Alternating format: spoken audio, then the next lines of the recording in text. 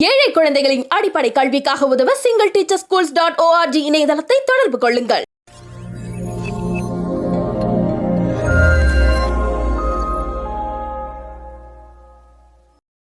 ED எப்ப வர முடியும்னு சொன்னால் பிரெடிகேட் அஃபென்ஸ் இருக்குன்னா தான் வர முடியும். அதனால இன்னைய ஸ்டேஜ்ல அந்த சார்ஜ் ஷீட் ஆகி ஆகல. இந்தியா சுயநலம் சுயசார்பு பெற்று வளர்ந்துடக்கூடாதுங்கிறது ஜார்ஜ் சோரஸ் போன்ற உங்களுக்கு வெளிநாட்டு சக்திகள். அதற்கு துணை போகிறார் ராகுல் காந்தினா, ஏன்னா அவர் இந்தியன் கிடையாது, அவர் பிறப்பால் ஒரு இட்டாலியன். இவிஎம் எல்லாம் நீங்க ஜெயிக்க முடியாது. ஏன் நான் சொல்றது, தெலுங்கானா கர்நாடகா இங்கெல்லாம் இருக்கிற அவங்க கவர்மெண்ட் ரிசைன் பண்ணிட்டு இவிஎம் வச்சுதான் நாங்க பதவியில் இருக்கோம் அப்படின்னு கேஸ் போட்டு வர சொல்லுங்களேன். இல்ல இவங்க எப்படி ஜெயிச்சாங்க வயநாட்டுல? சோ இவர்களுக்கு தங்களுடைய தோல்விக்கு அலிபி தேவை. மந்திரி இல்லை என்று சொல்லி வெளிவிட்டு 2வது நாளே மந்திரி ஆகி இருக்கிறீர்கள். இது இத சாட்சிகளை மிரட்டாதான் கேட்டிருக்காங்க. ஆனால் அதுல ஸ்டெப் எடுக்கிற மாதிரி இல்ல, அதை பத்தி எதுவும் பண்ணல. என்னுடைய நம்பிக்கை என்னன்னா 13ஆம் தேதி இவங்க பதில் கொடுக்கணும். இந்தியாலேயே சந்தேகப்படுறாங்க, நம்ம நாட்டுல எப்படி கொண்டு வருதுன்னு பல ஐரோப்பிய நாடுகள் தயக்கம் காட்டுங்க அப்படிங்கிறார். சோ இந்திய பொருட்களுக்கு சந்தையை உருவாக்கணும். அதை விட்டுட்டு வெளிநாட்டு பொருட்கள் கம்பெனிகள் இங்க பணம் இன்வெஸ்ட் பண்ணா இவங்களுக்கு லஞ்சம் கிடைக்கும். போஃபோர்ஸாக இருக்கட்டும், எதுவாக இருக்கட்டும், இவங்க ஃபேமிலி வளரணும்.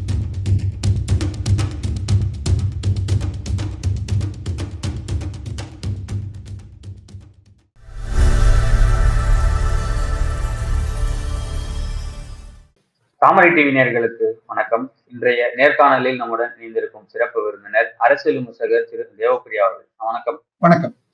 நாடாளுமன்றத்துல நேற்றைய தினம் பாஜக எம்பி நிஷிகாந்த் தூபே அவர்கள் எதிர்கட்சி தலைவர் ராகுல் காந்தி அவர்களுக்கு பதில் அளிக்கும் போது ஒரு புகைப்படத்தை எடுத்து காமிக்கிறாரு. அமெரிக்கால ஏன் இவர் போய் ஜார்ஜ் சோரஸ் எல்லாம் மீட் பண்ணணும் அப்படின்ற ஒரு கேள்வியை எழுப்பியிருந்தாரு.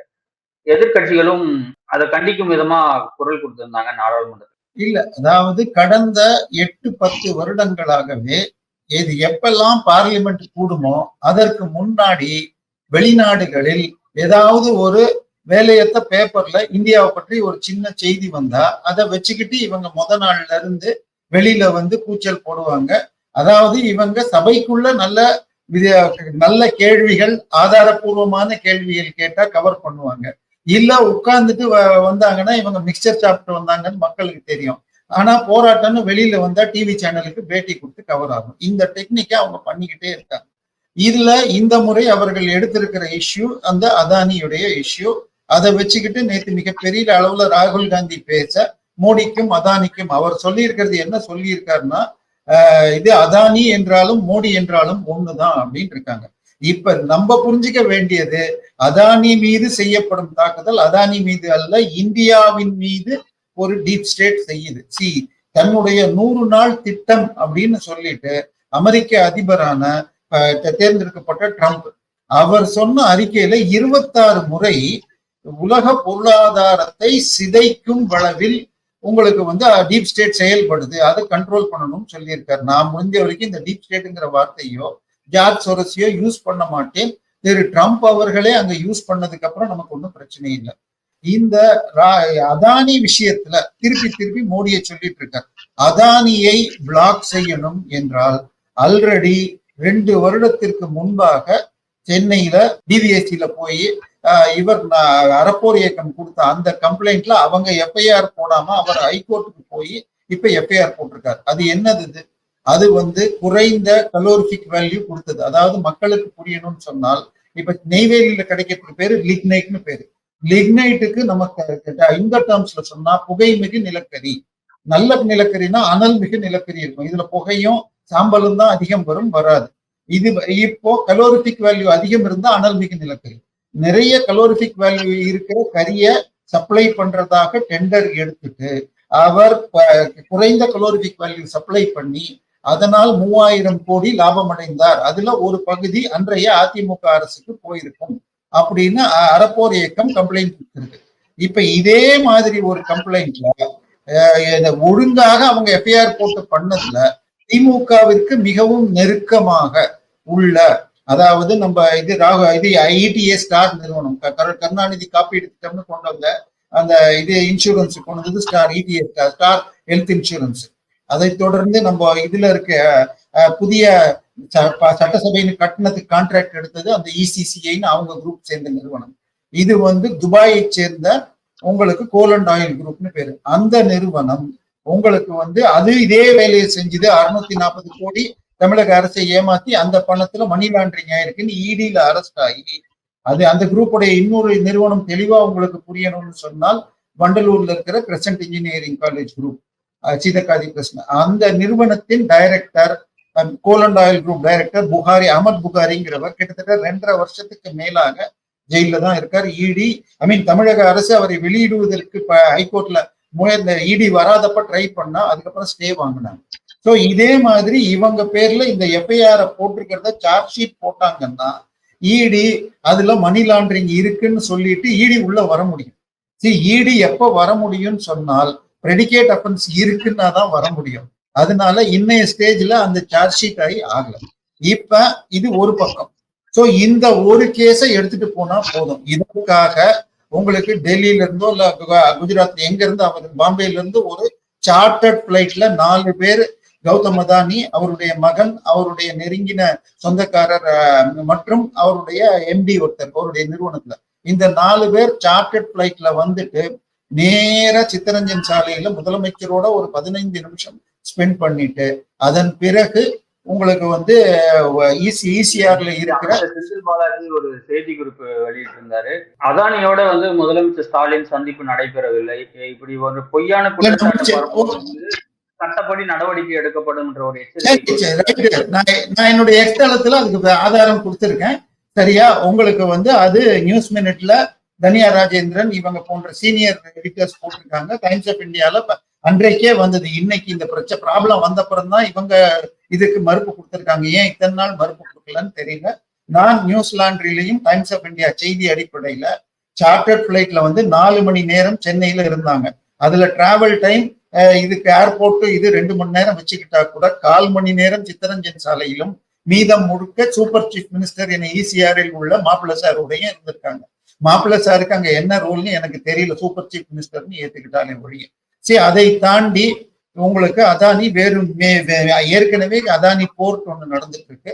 அதை தாண்டி ஏர்போர்ட் கிடைக்கலாம். பட் ஏர்போர்ட்டோ அல்லது இப்ப மீட்டர், எலக்ட்ரிக் மீட்டர் வாங்குறதுக்கு இப்ப அவருடைய கம்பெனி மிகப்பெரிய அளவுல திறந்திருக்காங்க. அதுக்கெல்லாம் வந்து டெண்டர் போட்டு தான் எடுக்க முடியும். சோ அதுக்கு இதை வச்சு பண்ண முடியாது. இதை தாண்டி செந்தில் பாலாஜி நான் அமைச்சராக இல்லை என்ற பெயரில் பெயில் வாங்கிட்டு வெளில வந்திருக்காரு.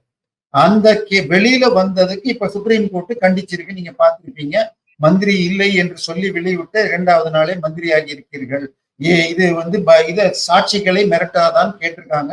ஆனால் அதுல ஸ்டெப் எடுக்கிற மாதிரி இல்ல. அதை பத்தி எதுவும் பண்ணல. என்னுடைய நம்பிக்கை என்னன்னா 13ஆம் தேதி இவங்க பதில் கொடுக்கணும்.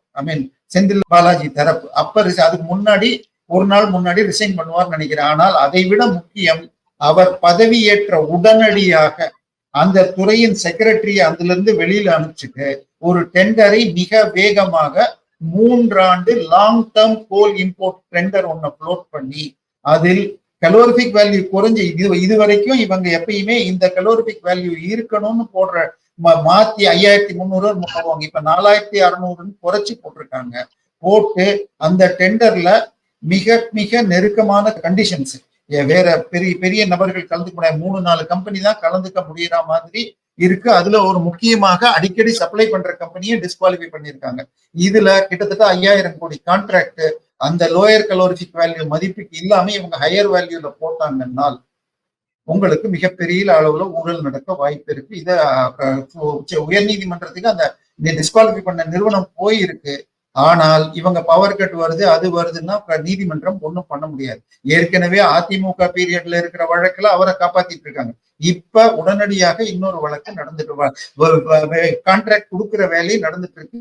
அது இவர் இல்லாத பீரியட்ல செந்தில் பாலாஜி உள்ளே இருந்த ஜெயிலில் இருந்த காலத்தில் அன்றைக்கு மின்சாரத்துறையை கூடுதல் பொறுப்பாக பார்த்த நிதியமைச்சரோ அல்லது அந்த துறை செயலர் ராஜேஷ் லக்கானியோ ஒத்து வரவில்லைன்னு இது பண்ணிருக்காங்க. இவரை யார் விசாரிச்சாங்களோ அந்த போலீஸை தூக்கி இன்னைக்கு ஊரை விட்டு வெளியில அனுப்பிச்சிருக்காங்க. செந்தில் பாலாஜிக்கு அவருடைய முக்கியமான ஆதாரங்களாகிய லேப்டாப் அந்த இதெல்லாம் பென்டிரைவ் போன்ற விஷயங்களுக்கு கொடுக்க வேண்டிய போரன்சிக் டிஎஸ்பி உங்களுக்கு 2 முறை வரவில்லை, அப்புறம் சம்மன் அளிச்சு போயிருக்காரு. சோ இவருடைய விட்னஸ்கள் மிரட்டப்படுகிறார்கள், தள்ளி வைக்க பாக்குறாங்க. சோ இது நடக்குது. இது ஒரு பக்கம். இப்ப அதானிய டார்கெட் பண்றதா இருந்தால் அந்த கேஸ் என்னங்க அமெரிக்கால என்னன்னு சொன்னால், அதானி அவர்கள் ஒரு உலகின் மிகப்பெரிய சோலார் பவர் பிளான்ட் குஜராத்ல போடுறாரு, 4000 மெகாவாட். அதை வாங்கறதுக்கு நம்ம இந்திய சோலார் பவர் பிளான்ட் சட்டப்படி எவ்வளவு இன்வெஸ்ட்மெண்ட்டோ அதுக்கு இத்தனை லாபம் அலௌடு. அது பிரகாரம் போட்டா ஒரு யூனிட் 4 ரூபாய் 8 பைசா இன்னும் வருது. அந்த ரேட்டுக்கு எங்களால முடியவில்லை, மாநிலங்கள் வாங்க தயாரில்லை என்று சொன்னதாகவும், அதனால் நேரடியாக கௌதம் அதானி இறங்கி 5 மாநிலங்களோடு கான்ட்ராக்ட முடிச்சு வச்சாரு.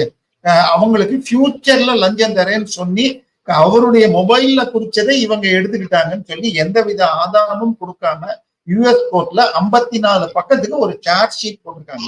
சார்ஜ் ஷீட் என்றால் குற்றம் சாட்டுதல். அது இண்டிக்மெண்ட்னு அவங்க அந்த நாட்டுல யூஸ் பண்ணாலும் வெறும் குற்றம் சாட்டல், அதுல எந்த விதமான ஆதாரமும் இல்லை. அந்த 5 ஸ்டேட்ல எந்தெந்த ஸ்டேட்னு பார்த்தால், தமிழ்நாடு திமுக ஆட்சியின் கீழ், ஆந்திர பிரதேசம் இவருடைய ஒய்எஸ்ஆர் காங்கிரஸ் சாம்வேல் ஜெகன் ரெட்டியின் கீழ், ஒரிசா பிஜு ஜனதா தள் கீழ், சத்தீஸ்கர் ஜார்ஜ் சோரேஸ் ராகுல் காந்தி கீழ், அதுக்கப்புறம் ஜம்மு காஷ்மீர்னு வருது. இதுல 2200 கோடி அஷூர் பண்ணியிருந்தாங்க. அதுல 1750 கோடி ஆந்திர பிரதேசத்துக்கு மாத்திரம். இப்போ அதானியை குறை சொல்வது என்றால், அதானி 1989 தான் அவருடைய பிசினஸ் ஆரம்பிச்சாருங்க. 2014 மோடி வருவதற்கு முன்பே அவர் இன்றைக்கு எந்தெந்த தொழில் எல்லாம் இருக்காரோ அந்த தொழிலில் எல்லாம் அவர் ஈடுபட்டார். அவர் முதல்ல முத்ரா போர்ட் வாங்கினது காங்கிரஸ் ஆட்சியின் கீழே தான். ஸோ முத்ரா போர்ட்டை மிக வேகமாக முடிச்சு, அதை முடிச்சதுனால உங்களுக்கு அவர் இந்தியாலேயே கோல் இம்போர்ட்ல மிகப்பெரிய போர்ட்டுங்கிற ரெக்கார்டை கிரியேட் பண்ணி, ஆஹா நம்ம இதுல இவ்வளவு கறி வருது, நம்மளே கோல் இம்போர்ட் பண்ணுவோம்னு எடுத்தார். அதற்கு பிறகு ஒன்றொன்றாக பார்த்து இன்னைக்கு அவர் போர்ட் கட்டுறதுக்கு இவ்வளவு சிமெண்ட் நம்ம வாங்குறமேன்னு சிமெண்ட் இண்டஸ்ட்ரியில நுழைஞ்சிருக்காரு. இதை தாண்டி அவருடைய இம்போர்ட்ல இன்னொரு மிகப்பெரிய பொருளாக சோயாபீன் ஆயில் இருக்குன்னு சொல்லி சோயாபீன் ஆயில் ஆரம்பிச்சார். ஆட்டா ஃபார்ச்சூன் ஆயில், ஃபார்ச்சூன் ஆட்டான்னு நீங்க வாங்கியிருந்தீங்கன்னா இது கோதுமை மாவு, அதெல்லாம் அவருடைய கம்பெனி. இது எல்லாமே 2014 மோடி வருவதிலிருந்து இருந்து 2020 வரைக்கும் அவருடைய குரோத்தை பார்த்தீங்கன்னா, அவருடைய கேபிட்டலைசேஷன் பார்த்தாலும் ரொம்ப ஸ்லைடிங் கர்வ் தான். அதன் பிறகு அவர் இன்டர்நேஷனல் மார்க்கெட்டுக்கு போய் பல்வேறு கான்ட்ராக்ட்களை உலக அளவுல எடுக்கிறார். இன்னைக்கு நம்ம ஒரு பவர் பிளான்ட்டை கட்டுறதுக்கு, இன்னைக்கு நான் நெய்வேலிக்கு நான் போயிருக்கேங்க. நான் ஒரு கான்ட்ராக்டரோட இருந்த காலத்துல இந்த பிளான்ட் ஜிஇசி அமெரிக்காது, இது இட்டாலி ஆல்ஸ்டோம் கட்டினதுன்னு காட்டுவாங்க. அதுக்கப்புறம் இது பிஹெச்எல் வாங்க. இப்போ பிஹெச்எலுக்கு அப்புறம் பவர் பிளான்ட் இதெல்லாம் இந்தியாலேயே செய்ய முடியும் அப்படின்னு சொல்லி இந்தியா தற்சார்பு பெற்று கட்டுறீங்க. கூடங்குளம் அணுகுளத்தை அணு நிலையத்தை எடுத்துக்கிட்டீங்கன்னா அதை ரஷ்யன் டெக்னாலஜி, ரஷ்யர்கள் கட்டுறாங்க. சோ இந்தியா ஒரு இது பண்ணிட்டு, இந்த அதானி உலகத்தின் மிகப்பெரிய ஒரு மைன்ஸை ஆஸ்திரேலியால எடுத்திருக்காரு, இந்தோனேஷியால மைன் வாங்கியிருக்காரு, இஸ்ரேல்ல போர்ட் வாங்கியிருக்காரு, இங்கிலாந்துல வாங்கியிருக்காரு, பிரான்ஸ்ல டோட்டல் நிறுவனத்தோட இருந்தது, அவங்க இப்ப ஒதுங்கி இருக்காங்க. கென்யால எடுத்ததுல இப்ப மிரட்டுறாங்க. இவங்க எல்லாம் ஏன் செயல்படுகிறார்கள் இங்கதான் வருது. அதாவது இந்தியா நிறுவனம் ஒண்ணு போய் நான் இங்கேயே தயாரிச்சு பண்ணேன்னு ஒரு ப்ராஜெக்ட் 4000 கோடியில பண்றேன்னால், அது அமெரிக்க நிறுவனமோ ஐரோப்பிய நிறுவனத்தை கூட்டிட்டு டெண்டர் போட்டா 8000 கோடிக்கு ஆக்கிடுவாங்க. இது இந்தியாவில மாத்திரம் நின்று போகாது. ஏன்னா இப்ப இவர் ஒரு நாடாக போய் அங்கெல்லாம் கான்ட்ராக்ட் எடுக்கிறார். அதனால இனிமேல் ஐரோப்பிய அமெரிக்க நிறுவனங்களுக்கு பாதிப்பு வரும். உடனே அவர்களெல்லாம் பணம் கொடுத்து டீப் ஸ்டேட் என்று இயங்கும் ஜார்ஜ் சோரஸ் மூலமாக இந்திய நிறுவனத்தை அழிக்கணும்னு பாக்குறாங்க. ரொம்ப தெளிவுங்க. இவங்க நமக்கு எல்லாம் யாருங்க வழிகாட்டி? திருவள்ளுவர் நாயனார் அவர்கள். அவர் என்ன சொல்றாருன்னா, தள்ளா விளையிலும் தக்காரும் தாழ்விழா செல்வரும் கொண்டது நாடு. தாழ்விழா செல்வர்னால் இந்த நாட்டில் வேலை வாய்ப்பு, உற்பத்தி இவற்றை ஏற்படுத்தக்கூடிய மிகப்பெரிய செல்வந்தர்கள். நான் சின்ன பையனா இருந்தப்ப டாடா பிர்லான்னு சொன்னாங்க. அதுக்கப்புறம் லிபரலைசேஷன் வந்த பிறகு இது பல்வேறு நபர்கள் வந்திருக்காங்க. இப்ப தமிழ்நாட்டிலேயே மிகப்பெரிய கார்பரேட் நிறுவனமாக திரு ஸ்டாலினுடைய மிக நெருக்கமான உறவினரான சன் குரூப் மாரன்ஸ் வந்திருக்காங்க.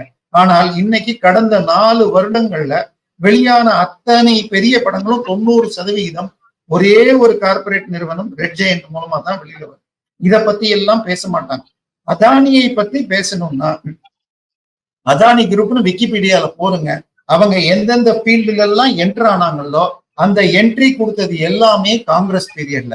அதில் அவர் மிக தெளிவாக அனுபவம் பெற்று எக்ஸ்பேண்ட் பண்ணதுதான் இந்த கடந்த 7-8 வருடங்கள்ல. அதுலயும் மிகப்பெரிய அளவுல கான்ட்ராக்டுகள் மூலமாக மாநிலங்களில் பெறப்பட்டது. இப்ப இதையே எடுத்துக்கங்க, சோலார் பவர் பிளான்ட்டே எடுத்துக்கங்க. $4.08 அவர் கான்ட்ராக்ட் போட்டிருக்காங்க. $4.08 போட்டா இன்னைக்கு டாலர் $84.75. அப்ப உங்களுக்கு 10 சென்ட்னு சொன்னீங்கன்னா $8.75. ஆனால் $4 போட்டா 5 சென்ட்டுக்கும் கீழே. இன்னைக்கு சோலார் பவர் பிரைஸ் இன்டர்நேஷனல் மார்க்கெட்னு போடுங்க. சைனால 15 சென்ட் வருது, அமெரிக்கால 40 சென்ட் வருது. இவர் வெறும் 5 சென்ட்டுக்கு தராரு. இதுல பெரிய அளவுல லஞ்சம் கொடுக்க வாய்ப்பில்லை. இது வேண்டுமென்றே உங்களுக்கு சேர் வாரி பூசும் வேலை. இதுல ஆதாரம் இருந்து இல்லைங்கிறது சட்டப்படியாக திரு அதானி பேஸ் பண்ணணும். அதற்கு நான் பொறுப்பு இல்லை. ஆனால் மேலோட்டமாக நான் இந்த இண்டஸ்ட்ரியில இத்தனை வருஷம் இருக்கிறேன் அப்படிங்கிறப்ப அவர்கள் சொல்லும் அளவுக்கு இதுல இருக்கிறதுக்கு வாய்ப்பு இல்லை. ஆனால் ட்ரேடிங்ல பண்ணியிருந்தா மிக நிச்சயமாக அந்த நிலக்கரி ஊழலை பத்தி திரு ஸ்டாலின் அவர்கள் மிக வேகமாக சார்ஜ் ஷீட் போட்டு செய்தார் என்றால் அதானியை மாட்ட வைக்க முடியும். இன்னொன்னு, தெலுங்கானால சீஃப் மினிஸ்டர் அதானியை கூப்பிட்டு வாங்க எங்க ஊர்ல இன்வெஸ்ட்மெண்ட் பண்ணுங்கிற. ஏன் இவர் ராகுல் காந்தி பேச மாட்டேங்கிறார்? செய்யறதாக இருந்தால் அடுத்தது பார்த்தா இவிஎம் எல்லாம் நீங்க ஜெயிக்க முடியாது. ஏன் நான் சொல்றது, தெலுங்கானா, கர்நாடகா இங்கெல்லாம் இருக்கிற அவங்க கவர்மெண்ட் ரிசைன் பண்ணிட்டு இவிஎம் வச்சுதான் நாங்க பதவி ஏற்போம் அப்படின்னு கேஸ் போட்டு வர சொல்லுங்களேன். இல்ல இவங்க எப்படி ஜெயிச்சாங்க வயநாட்டுல? சோ இவர்களுக்கு தங்களுடைய தோல்விக்கு அலிபி தேவை. அதற்கு அடுத்தது பார்லிமெண்ட்டை முடக்கிறதுக்கு காரணம் தேவை.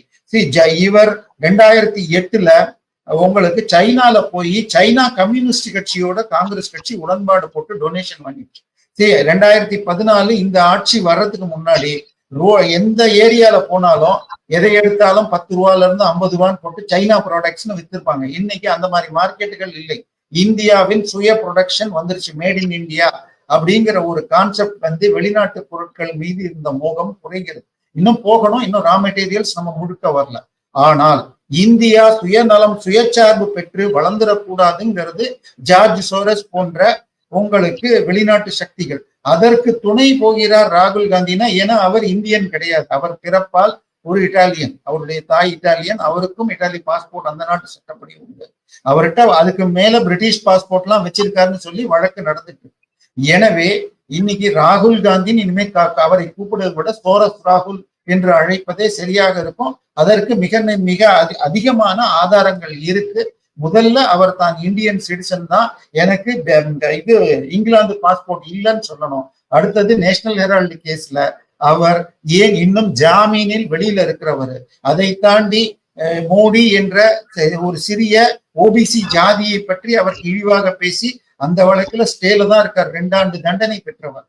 அந்த கேஸ அதை பத்தி ஏன் பேசல? எம்பிஎம்எல்ஏக்கள் கேஸ 6 மாசத்துல முடிக்கணும்னு இருக்கு. இவருக்கு நவம்பர்லயோ என்னமோ இவருக்கு அந்த கேஸ்ல ஸ்டே பதவியை நீடிச்சார். இப்ப போன நவம்பர்ல இருந்து இந்த நவம்பர் 1 வருஷமா நடக்கல. அந்த கேஸ் முடிகிற வரைக்கும் நான் போட்டி போட மாட்டேன்னா சொல்லியிருக்கலாங்க. இவர் அம்பேத்கர் சட்டத்தை எடுத்து வச்சுக்கிறவராக இருந்தால், அதை அவர் மதிக்கிறவராக இருந்தால், ஒரு குற்றம் சாட்டப்பட்டு ஸ்டேல இருக்கிறப்ப ஏங்க இவர் புதுசா போட்டி போடணும்? இன்னொன்னு, அம்பேத்கர் சட்டத்தை இன்னொன்னு இதே விஷயமே எடுத்துக்கோங்க. இவிஎம், இந்த இவிஎம்கள் மிக அற்புதமாக செயல்படுகின்றன. அதில் எந்த விதமான பிரச்சனையும் இல்லைன்னு சுப்ரீம் கோர்ட் ஒரு தடவைக்கு 3 தடவை தீர்ப்பு கொடுத்தாச்சு. ஆனால் இன்றும் இவர்கள் பேசிக் கொண்டிருக்கிறார்கள். எனக்கு அமெரிக்கால இருந்து ஒரு என்ஆர்ஐ கூறியது, இந்த இவிஎம்ஸ இந்தியாக்கால நல்ல பெயர் இருந்தால் பல 1000 இவிஎம்ஸ் இந்தியால இருந்து போய் கிட்டத்தட்ட 5 லட்சம் கோடிக்கு மார்க்கெட்டை இவர்களே சிதைத்து விட்டார்கள். இந்தியாலேயே சந்தேகப்படுறாங்க, நம்ம நாட்டுல எப்படி கொண்டு வருதுன்னு பல ஐரோப்பிய நாடுகள் தயக்கம் காட்டுங்க அப்படிங்கிறார். சோ இந்திய பொருட்களுக்கு சந்தையை உருவாக்கணும். அதை விட்டுட்டு வெளிநாட்டு பொருட்கள் கம்பெனிகள் இங்க பணம் இன்வெஸ்ட் பண்ணா இவங்களுக்கு லஞ்சம் கிடைக்கும். போஃபோர்ஸாக இருக்கட்டும், எதுவாக இருக்கட்டும், இவங்க ஃபேமிலி வளரணும். அதுதான் இவங்களுடைய ஒரே நோக்கம். ஒண்ணும் இல்லைங்க. இது நம்ம இதை எடுத்துக்கிட்டா அதுக்கு பேர் என்ன சொல்றது, போபால் விஷவாயு. அந்த விஷவாயு எரிஞ்சப்போ அன்னைக்கு மன்மோகன் சிங் ஆட்சி இருந்தப்போ அதுல உங்களுக்கு அந்த கம்பெனியின் முதல்வர் யூனியன் கார்பைனுடைய சேர்மன் இங்க போபால்ல இருந்தார். அவரை காப்பாத்தி அமெரிக்காவுக்கு அனுப்பணும்னு சொல்லி தனி பிளைட்ல மதர் தெரசாவை அனுப்பிச்சு டெல்லிக்கு கூட்டிட்டு வந்து திருப்பி அமெரிக்காவுக்கு அனுப்பிச்சாங்க. இதுதான் இவங்களுடைய செயல்பாடு. ஒரு இந்திய தொழிலதிபரை இவர்கள் ஆதாரமின்றி குற்றம் சாட்டுவார்கள், வெளிநாட்டு தொழிலதிபர்களை காப்பாற்றுவார்கள். இவர்களுடைய நோக்கம் இந்த கடந்த 10 வருடத்துல இவர் எதிர்கட்சி தலைவராக உங்களுக்கு இருந்த காலகட்டத்தில் அதிகாரப்பூர்வமா இல்லை, இப்பதான் அதிகாரப்பூர்வ இவர் முழு நேர அரசியல்வாதி ஆன பிறகு கிட்டத்தட்ட 100 தடவைக்கு மேல வெளிநாட்டுக்கு போயிருக்காரு. எதுக்கு போனேன், ஏன் போனேன், அதனால என்ன பயன், எதுவும் யாருக்கும் தெரியாது. பாதி நேரம் அவர் சொல்வதில்லை. இவர் ஒரு பார்ட் டைம் பாலிட்டிஷியனாக இந்தியாவின் வளர்ச்சியை கெடுப்பவராக சோரஸ் ராகுல் விளங்குகிறார். அடுத்த ராஜ்யசபால நேற்று மூத்த வழக்கறிஞர் மற்றும் எம்பியான அபிஷேக் மனு சிங்வி அவருடைய இருக்கையில் வந்து கட்டுக்கட்டா பணம் வந்து எடுத்திருக்காங்க. இது சம்பந்தமா விசாரணையும் ஒரு பக்கம் போயிட்டு இருக்கு. இது சம்பந்தமா ஏதாவது தகவல் இருக்கு? இல்ல, அபிஷேக் மனு சிங்வி ஒரு மிகப்பெரிய லாயர். அவர் வந்து இது அவர் பேர்ல ஃபர்ஸ்ட் கேஸ் எல்லாம் இல்ல. அவர் வந்து உங்களுக்கு வந்து அவருடைய வருமான வரிக்கான, அதாவது கிட்டத்தட்ட எல்லா பெரிய உங்களுக்கு டெலிகாம் கம்பெனிக்கு அவர் தான் அதுல கிட்டத்தட்ட பல 100 கோடிகள் வாங்கினவர். அதை ஒழுங்கா கணக்கு காட்டாம ஒரு வருட செலவு கணக்குல 5 கோடி ரூபாய்க்கு லேப்டாப் வாங்கினார். அவருக்கு 6 அசிஸ்டன்ட்டுக்கு 6 லேப்டாப் வாங்கினா 6 லட்சம் வரும். ஆனா 5 கோடின்னு கொடுத்து 2014 அவருக்கு 56 கோடி ஃபைன் போடப்பட்டது. அது ஸ்டே ஆச்சா கட்டினாரான்னு எனக்கு தெரியல. அவர் ஒழுங்கான கணக்கு கொடுப்பவர் இல்லை. இன்னொன்னு, ராகுலுக்கு அந்த ஸ்டே வாங்கி கொடுத்ததாக இருக்கட்டும், ராகுலை தொடர்ந்து பொன்முடி மற்றும் இன்னும் அந்த 3 பேருக்கும் அவர் தான் வழக்கறிஞர். அவர் ஒரு நாளைக்கு அப்பியர் ஆனா 50 லட்சத்துக்கு குறையாம வாங்குபவர். அப்படிப்பட்டவர் நேற்றுக்கு அவர் சீட்டை விட்டு எழுந்து போன உடனே செக்கிங் போறப்ப அவர் உட்காரும் அந்த 222 என்ற அந்த இருக்கை எண்ணில் ராஜ்யசபாவில் கட்டுக்கட்டாக ஒரு பையில் 500 ரூபாய் நோட்டு கட்டுகளுக்கு பேட்ஸ் ஆஃப் நோட்டுன்றாங்க பிடிக்கப்பட்டிருக்கு. ராஜ்யசபா ரூல்ஸ் பிரகாரம், ஏன்னா அதெல்லாம் கேமரால இருக்கும் எடுக்கிறப்ப, அவர்கள் போய் கொடுக்க அதுல விசாரணை பண்ணியிருக்கு. அதை பத்தி மழுப்பலா மல்லிகார்ஜுன் கார்கே ஏதோ சொல்ல பார்த்தார். இல்லை, நாங்கள் முறைப்படி விசாரிக்கிறோம்ட்டாங்க. இதுதான் அவர்களுடைய காங்கிரஸ் கட்சியுடைய கலாச்சாரம். ராகுல் காந்தி தனி பிளைட்ல பறக்கிறதுக்கு மாத்திரம் 80 கோடி செலவு பண்ணப்பட்டதான் இந்த 2024 தேர்தல்ல. அப்ப அதுக்கு எங்க இருந்து பணம் வந்தது? இவங்க 10 வருஷமா ஆட்சியில இல்ல. இவர்களுடைய பல அக்கௌண்ட்டுகள் அன்னைக்கு ஐடி முடக்கிச்சுன்னாங்க. காங்கிரஸ் கட்சி என்பது முழுக்க உங்களுக்கு பிளாக் மணி, வெளிநாட்டில இருந்து வாங்கும் பணத்துல இயல்பவங்க. இது இன்னைக்கு இதே மாதிரி கேஷ்ல வருது. ரீசெண்டாக நீரவ் மோடியுடைய இடமிருந்து கேஷ் கொடுத்து பல லட்சம் ரூபாய்க்கு அபிஷேக் மனு சிங்வியுடைய ஒய்ஃப் வாங்கினாங்கன்னு வந்துச்சு. அப்புறமா நான் செக் கொடுத்தேன்னு கணக்கு காட்டினார். இது மாதிரி காங்கிரஸ் எம்பிகளும் ராகுல் காந்தியும் செய்வது அடிக்கடி வாடிக்கை. இது மாறணும்னு சொல்லிதான் மோடி அவர்கள் எல்லாமே டிரான்ஸ்பரண்டா கொண்டு வரணும்னு பார்க்கிறார். அடுத்து சண்டிகர்ல பாஜக தலைவர்கள் திட்டமிட்டு படுகொலை செய்யப்படுறாங்க. சமூகத்துக்கு எதிராக எதனா குரல் கொடுத்தாக்கா அவங்களை வந்து நக்சல்கள் வந்து திட்டமிட்டு கொலை செய்யப்படுறாங்கன்ற ஒரு செய்தி வந்து வெளியாகிருக்கு. இல்ல, சத்தீஸ்கர்ங்கிறது கொஞ்சம் மிகப்பெரிய அளவுல உங்களுக்கு ட்ரைபல்ஸ் அதிகமாக இருக்கிற பகுதி. அதாவது பழங்குடி மக்கள் அங்க வந்து உங்களுக்கு நிலக்கரி போன்ற மற்ற இதெல்லாமும் அங்க அதிகமாக இருக்கும். இதுல இருந்து பிரிஞ்ச பகுதி, அதாவது மத்திய பிரதேஷ்ல இருந்து பிரிஞ்ச பகுதி. அங்க பாத்தீங்கன்னா கோர்பான்னு இருக்கு. பிலாயில இருந்து நீங்க பிலாஸ்பூர் வழியா கோர்பா போற பகுதிகள் அதிகமாக கொண்ட பகுதி. சோ அங்க பழங்குடி மக்களை மிரட்டி வைக்கிறதுக்காக பஸ்தர் போன்ற ஏரியாக்களில் சர்ச் கண்ட்ரோல்டு மாஃபியாஸான மாவோயிஸ்ட் நக்சல்கள் மக்களை மிரட்டுறாங்க. சோ அதை தாண்டி பாஜக மிகப்பெரிய வெற்றி இந்த முறை அடைஞ்சிடுச்சுன்னு உடனே பாஜக ஆதரவு செய்தா கொலை பண்ணுவோன்னு 2 பேரை கொலை செய்து ஊர்ல மிரட்டி இருக்காங்கன்னு இன்னைக்கு வந்திருக்கு. மத்த ஹிந்து பேப்பர்ல இருந்து காலையில நான் வாங்கி படிச்சு பார்த்தால் 2 பேர் மாவோயிஸ்டுகளால் 2 பேர் கொல்லப்பட்ட நபரம் தீவிரமா விசாரிச்சாதான் டைம்ஸ் ஆஃப் இந்தியா ஹெட்டிங்லயே போட்டாங்க, 2 killed for supporting BJP and the others threatened heading first பேஜ்ல போட்டிருக்காங்க. இதே நிலைமை நீங்க இப்ப அந்த அசம்பிளி தேர்தல் நடந்தப்ப திரு நிதிஷ் இது இவருடைய உத்தரப்பிரதேசத்துல அகிலேஷ் யாதவுடைய சொந்த ஊரான மைன்பூரி மாவட்டத்துல நடந்த ஒரு அசம்பிளி தேர்தல்ல 23 வயதான ஒரு தலித் பெண்மணி கடத்தி செல்லப்பட்டு கற்பழித்து கொல்லப்பட்டார். ஏன்னா பிஜேபிக்கு சப்போர்ட் பண்ணாங்க. சோ இப்போ மக்களுடைய ஆதரவு பிஜேபிக்கு எல்லா இடத்துலயும் எல்லா சமூகங்கள்ட்டையும் பெறுது. நடுவுல கொஞ்சம் இந்த கான்ஸ்டிடியூஷன் பிஜேபி மீண்டும் வந்தால் ரிசர்வேஷன் போயிடும் அப்படின்னு சொல்லப்பட்ட பொய்கள்ல ஒரு கொஞ்சம் ஓட்டு சதவீதம் எஸ்பெஷலி யூபிலையும் மகாராஷ்டிராலையும் எம்பி எலெக்ஷன்ல இது பார்லிமெண்ட் எலெக்ஷன்ல நடந்துச்சு. ஆனா மகாராஷ்டிரால நம்ம பார்த்துட்டோம், அது உடனடியாக மாறிடுச்சு. உத்தரப்பிரதேசத்திலையும் பை எலெக்ஷன்ல மாறிடுச்சு. சோ திருப்பி மக்களை உங்களுக்கு கொலை மிரட்டல் மூலமாக அடக்கணும்னு பாக்குறாங்க. இதுதான் பாசிசம், இதுதான் இது. சரி, 2024 தேர்தல்ல உங்களுக்கு காங்கிரஸ் 53ல இருந்து 99 ஆச்சுன்னாங்க. ஆனா ஓட்டு சதவீதத்துல பார்த்தா அவர்களுக்கு இன்க்ரீஸ் ஆயிருக்கிறது 0.2%, 19.4ல இருந்து 19.6 வாங்கியிருக்கு. பிஜேபி 40% இருந்து 39.9ல இருந்து 0.6 தான் குறைஞ்சிருக்கு. ஆனால் காங்கிரஸுக்கு இன்னைக்கு 2014, 2019, 2024 தொடர்ச்சியாக 3 தேர்தல்ல 20% கீழே போகுதுன்னு வச்சுக்கோங்களேன். 20%ங்கிறது ஓட்டான போல் சதவீதம். 100க்கு 60 பேர் தான் ஓட்டு போடுறாங்க. அதுல 20% வாங்கினாங்கன்னா இந்தியால 100க்கு 15 பேர் கூட காங்கிரஸை ஆதரிக்கவில்லைன்னு ஆகுது. சோ இப்படி மக்கள் ஆதரவே இல்லாமல் வெளிநாட்டு பணத்தில் இயங்குகிற காங்கிரஸ் இந்த மாதிரி மாவோயிஸ்ட், அதுக்கு அடுத்தது முஸ்லிம் தீவிரவாத ஜமாத்துகளுடைய ஆதரவை கேட்டு மகாராஷ்டிரால போனாங்க. இது எல்லாம் கண்டிப்பாக காங்கிரஸ் இன்னைக்கு இந்தியன் நேஷனல் காங்கிரஸ் ஆக இருந்தது இட்டாலியன் நேஷனல் காங்கிரஸ் ஆகி போய் இட்டாலியன் முஸ்லிம் காங்கிரஸ் ஆக மாறிட்டு வருது. அது இன்னும் டெரரிசத்துக்கும் ஆதரவு கொடுக்குறாங்களோன்னு பயமாக இருக்கிறது. ஆனால் மிக வேகமாக மோடி அவர்கள், அமித்ஷா அவர்கள் நடவடிக்கை எடுத்து மக்களை காப்பாற்றணும். திருச்சி எஸ்பி வருண்குமார் அவர்கள் நாம் தமிழர் கட்சி மேல ஒரு அலிகேஷன் வச்சிருக்காரு. இது ஒரு பிரிவினைவாத இயக்கம் அப்படின்னு சொல்லியிருக்காரு. டிஎஸ்பி மாநாட்டுல அவர் தெரிவிச்சிருக்காரு. இதுக்கு சீமான் அவர்களும் கடுமையான எதிர்வினையும் ஆற்றிருக்காரு. இல்ல இதுல அதாவது நாம் தமிழருடைய அடிப்படை கொள்கைக்கு பேரு அவங்க தமிழ் தேசியம்ங்கிறாங்க. செபாஸ்டியன் சைமன் என்பது அவர் பெயர்.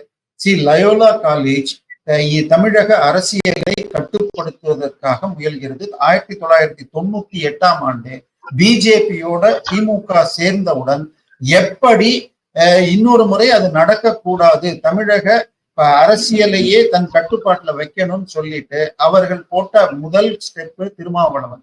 2002ல நமது நண்பர் திரு மா வெங்கடேசன், அன்னைக்கு அவர் விவேகானந்தா காலேஜ்ல படிச்சுட்டு இருந்தப்ப அம்பேத்கரை பற்றிய ஒரு கட்டுரை போட்டி நடத்தியது all India Catholic students union, ஐகெஃப்னு சொல்லிட்டு லயோலா காலேஜ்ல சார் இருக்கிற அந்த குழு. அதுல அவருக்கு 2வது பரிசுக்கு போய் வாங்கறதுக்கு போனார்னால் அங்கே பரிசு கொடுத்தது தொல் திருமாவளவன். அவர் கேட்கிறா, நீ ஏன் இன்னும் எஸ்சியாக இருக்கிறாய், கிறிஸ்டினாக ஏன் மாறலன்னு கேட்கிறாங்க. அம்பேத்கரை பற்றிய கட்டுரை போட்டியில அவருக்கு கொடுக்கப்பட்ட பரிசுகள் எல்லாம் கிறிஸ்துவத்தை பற்றிய புத்தகங்கள். இது திரு மா வெங்கடேசன் இன்னைக்கு துப்புரவு வாரிய தொழிலாளர் நல வாரியத்துல இருந்து தலைவராக இருக்கிறார். அவருடைய பேஸ்புக்ல போட்ட போஸ்ட நான் அப்படியே கோட் பண்றேன். சோ 2002ல இருந்து சனாதன எதிர்ப்பு அது இதுன்னு சொல்லிட்டு கொஞ்சம் கொஞ்சமாக திருமாவளவன் போறார். ஆனால் திருமாவளவனுடைய ரீச் என்பது வட தமிழகத்தில் மட்டும், அதுவும் பட்டியல் ஜாதியில் ஒரு பிரிவினர் தான். அதுக்கு அடுத்ததாக தமிழ் தேசியம் என்ற பெயரில் சீமான் உருவாக்கப்படுகிறார். அப்போது இலை மலர்ந்தால் ஈழம் மலரும்னு சொல்லி இந்திரா காந்திக்கு ஜெயலலிதாவுக்கு சப்போர்ட் கொடுத்தாரு. அப்படி வளர்ந்தார். போய் ஒரு 3 நிமிடமோ 8 நிமிடமோ பிரபாகரனுடன் இருந்தார் என்று சொல்லப்படுவதை வைத்துக் கொண்டு தன்னை ஒரு தலைவராக ஆக்கி கொண்டு இன்னைக்கு 1000 கோடிக்கு மேல சொத்து சேர்த்திருக்காரு. அவரு வளசரவாக்கத்துல குடியிருந்த வீட்டுல 19 வருஷத்துக்கு வாடகை கொடுக்கலன்னு கேஸ் போட்டு அவரை விரட்டினாங்க. சரி, இப்ப நீங்க சொல்றது அவர் பிரிவினைவாதி இல்லையா? அதை எடுத்துக்கிட்டால் யாரெல்லாம், அதாவது சங்க இலக்கியத்துல இந்தியாவின் பார்டர் என்று சொல்வது வடக்கில் பனிபடர்ந்த இமயமலை, தெற்கில் குமரி முனையும் குமரி கடலும், கிழக்கிலும் மேற்கிலும் 2 கடல்கள் அப்படின்னு சொல்லிட்டு புறநானூறு 6ஆம் பாடல் சொல்லுது. இது மாதிரி 6 பாடலுக்கும் மேல இருக்கிறது. இமயமலை என்ற சொல் கிட்டத்தட்ட 20 இடத்தில் சங்க இலக்கியத்துல இருக்கு. கங்கை என்பது 8 இடத்துல இருக்கு. சிந்துங்கிற வார்த்தை கிடையாது. ஆனால் இப்படி இருக்கிறப்ப நாங்க தமிழ் பேசுபவர்கள் ஒரு இனம்னு சொன்னால் டிஎன்ஏல அந்த மாதிரி ஒண்ணு கிடையாது. தேசிய இனம் என்ற ஒரு இதுவே கற்பனை, அறிவியல் ஏற்காத ஒரு கற்பனை. நான் இன்னும் சொல்ல போனால் சங்க காலத்துல தமிழ்நாடு முதல் இன்று வரைக்கும் தமிழ்நாடு என்று சொல்லப்படுகிற இந்த மாநிலம் என்றைக்குமே ஒரு அரசன் கீழே மொத்தமாக இருந்ததில்லை. தமிழ்நாடு மாத்திரம் 50 சமஸ்தானமாக பிரிஞ்சிருந்தது. சேர, சோழ, பாண்டிய, பல்லவ, இது பாளையக்காரர்கள் இருந்தது. எனவே தனி தமிழ்நாடு என்று பேசுவது, நான் ஆட்சிக்கு வந்தா கடனை இந்தியால இருந்து பிரிஞ்சிருவேன், எந்த கடனையும் அடைக்க மாட்டேன், நெய்தல் படை அமைப்பேன், இப்படி எல்லாம் இவர் பேசியிருக்காரு. இவர் பேர்ல திமுக 2008 போட்ட கேஸ ஏன் நடத்தலன்னு நேத்தோ முந்தானத்துக்கோ திருப்பி ஹைகோர்ட்ல வந்திருக்கு.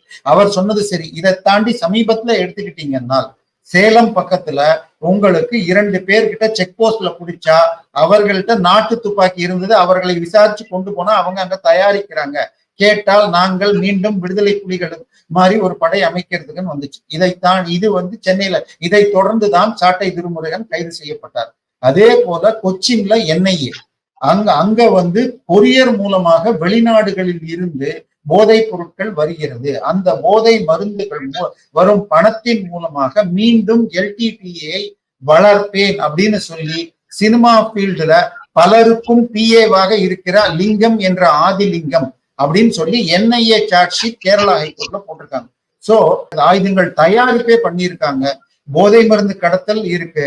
இதை தாண்டி வருண் IPSக்கும் சாட்டை திருமுருகன் விஷயத்துல ஒரு சின்ன வருத்தம் உண்டு. சாட்டை திருமுருகன் கைது செய்து வைத்திருந்த பொழுது அவருடைய செல்போனை வைத்துக் கொண்டு அதில் உள்ளதை பேக்கப் பண்ணிட்டு அதிலிருந்து பல லீக்குகள் வந்தன.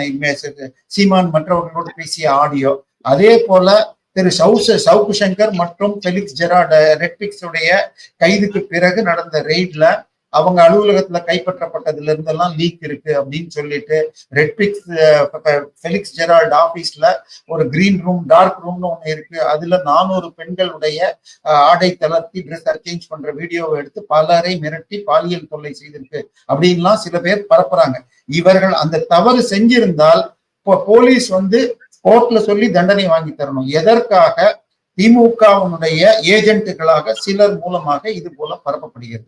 அது சீமான் விஷயமாக இருந்தாலும் சரி, ஃபெலிக்ஸ் ஜெரால்டாக இருந்தாலும், சவுக்கா இருந்தாலும் தவறு செய்திருந்தால் தண்டனை வாங்கி தரணும். அதை விட்டு லீக் பண்றது தப்பு. ஆனால் சாட்டை திருமுருகனுடைய ஆடியோல போன்ல இருந்த ஆடியோ லீக் ஆன உடனே திரு வருண் IPS உடைய பர்சனல் அவருடைய பேரிலும் அவர் மனைவியை பற்றி நாம் தமிழருடைய IT விங் இல்லாததையும் பொல்லாததையும் பரப்பினாங்க. இது ஒரு பர்சனல் வெஞ்சன்ஸாக எடுத்துக் கொள்ளப்பட்டுள்ளது. சீமான் பேசும் பல விஷயங்கள் அறிவற்ற மூடத்தனமாக இருக்கும். ஒரு 5 நிமிஷம் கேட்டா நல்லா இருக்கும். தொடர்ச்சியாக அரை மணி நேரம் கேட்டா நம்ம வடிவேல் காமெடியோட கேவலமா இருக்கும். தமிழும் தப்பு தப்பா இருக்கும்.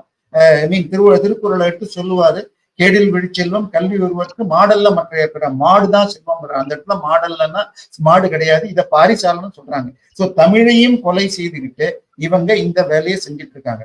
அதாவது தமிழர்களை தமிழர்களாக வாழ விடாமல் கிறிஸ்தவர்களாக மாற்றுவதற வேலையைத்தான் ஐகப் செய்கிறது. அங்க வரும் மாணவர்களை டைஃபீல சேர்த்து இந்துக்களையும் முஸ்லிம்களையும் நாத்திகர்களாக மாற்றி பிறகு கிறிஸ்தவராக்கணும். அதோடைய ஒரு அஜெண்டா தான் May 17 மற்றும் நாம் தமிழர் இவங்கெல்லாம் கேத்தலிக் ஏஜென்ட்ஸ், வைகோ இன்னும் மற்றவர்கள் எல்லாம் பெந்தகோஸ்ட் ஏஜென்ட்டுகளாக சென்று செயல்பட்டு இருக்காங்க.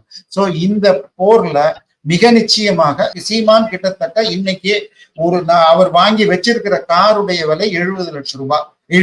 அவருக்கு 10க்கு பவுன்சர்ஸ் மேல இருக்காங்க. ஒரு பவுன்சருக்கு 25,000 ரூபாய் சம்பளம்னா 2 லட்சம் ரூபாய். அவருடைய 2 மகன்களை திரு ஜோசப் விஜய் படிச்ச அதே அமெரிக்கன் இன்டர்நேஷனல் பள்ளியில சேர்க்கிறார். அமெரிக்கன் இன்டர்நேஷனல் பள்ளியில LKGக்கு 5 லட்சம் ரூபாய் ஆகும்.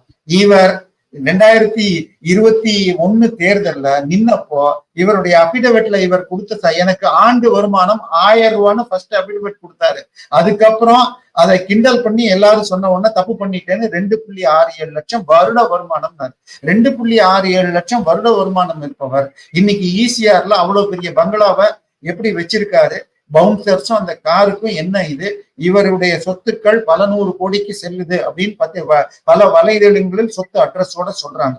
எனவே இது அத்தனையும் விசாரணைக்கு உட்பட வேண்டும். சீமானும் May 17 ஏன் திமுகவினர் உட்பட டிவி சேனல்ல பேசுறது பல விஷயங்கள் தேச விரோதமாக இருக்கிறது. இது ஏவவேலு இந்தியாங்கிறது இல்லைங்கிற மாதிரி எல்லாம் பேசி அது பார்லிமெண்ட்லயே கோட் பண்ணப்பட்டது.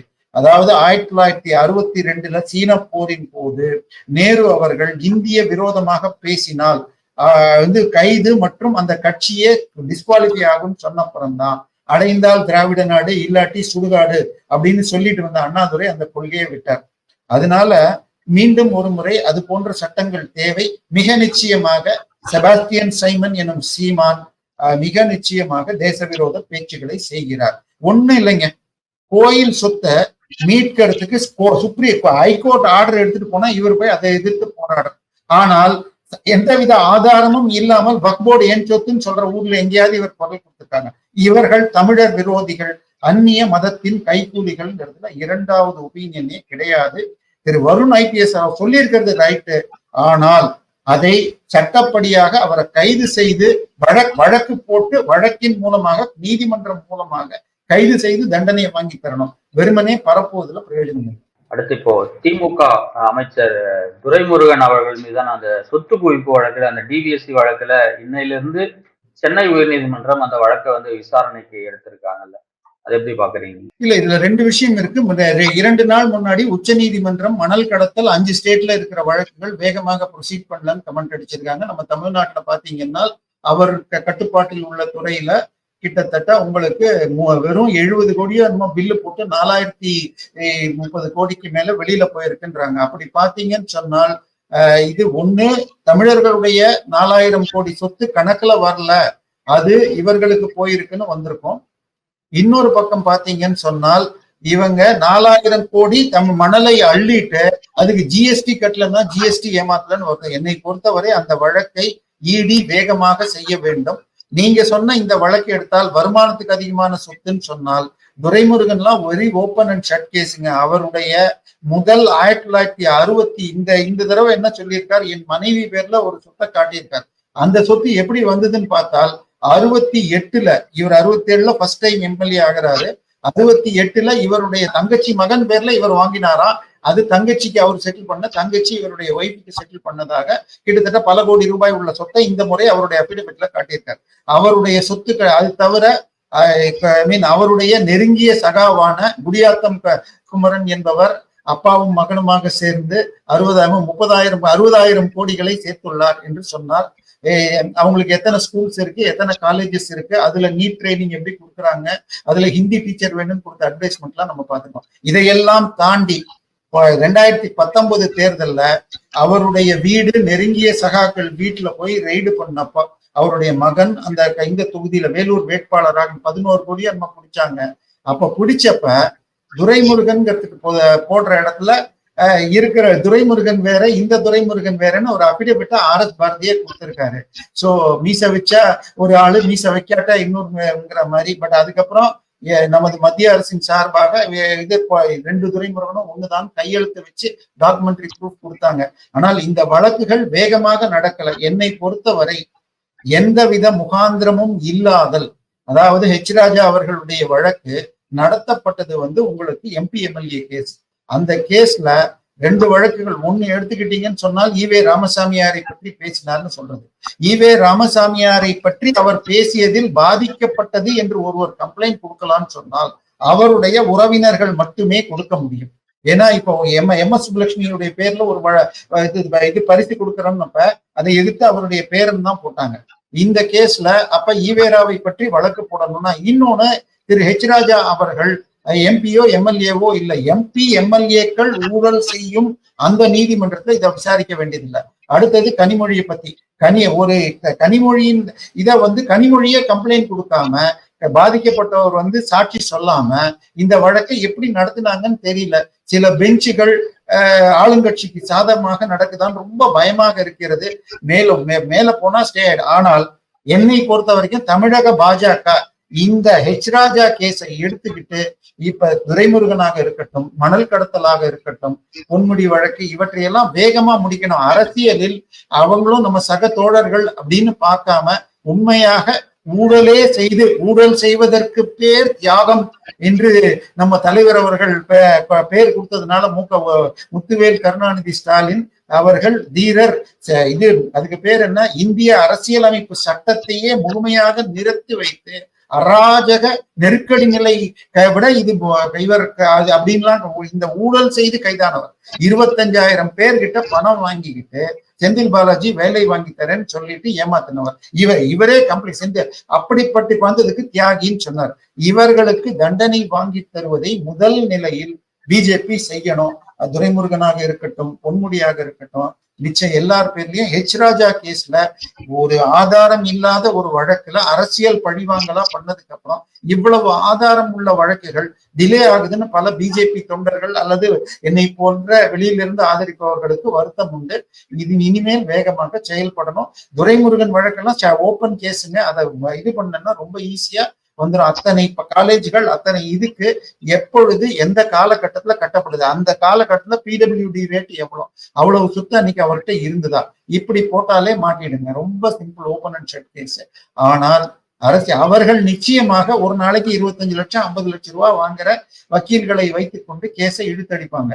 உங்களுக்கு பொன்முடிக்கு அந்த ஸ்டே வாங்கின கேஸ்ல அவருடைய தீர்ப்புல கிட்டத்தட்ட 20க்கும் மேற்பட்ட வழக்கறிஞர்கள் எல்லாருமே ஒரு நாளைக்கு ஒரு முறை அப்பீல் ஆனால் 25 50 லட்சம் ரூபாய் வாங்குறவங்க.